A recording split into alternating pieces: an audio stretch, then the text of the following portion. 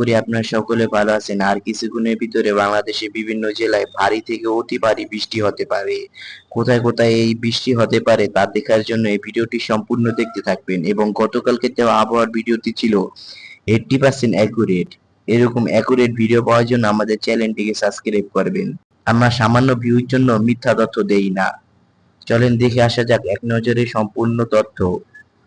বিকেল 4টা থেকে রাত 12টা পর্যন্ত ঢাকা, ময়মনসিংহ, সিলেট, রংপুর, রাজশাহী, খুলনা, বরিশাল, চট্টগ্রাম বিভাগে অস্থায়ীভাবে দমকা হাওয়া সহ বৃষ্টি থেকে ভারী বৃষ্টি হওয়ার সম্ভাবনা রয়েছে।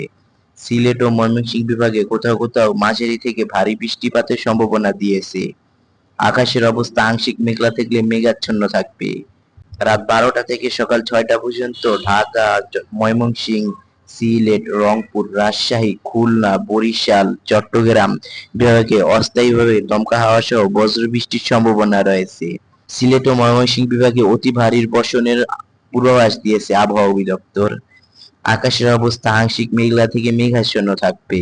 বর্তমানে বঙ্গোপসাগরে কোনো ঘূর্ণিঝড় নেই, তবে মৌসুমী লঘুচাপের কারণে বঙ্গোপসাগরে একটি ঘূর্ণিঝড় সৃষ্টি হতে পারে, তবে এটি তেমন একটি শক্তি ধারণ করবে না।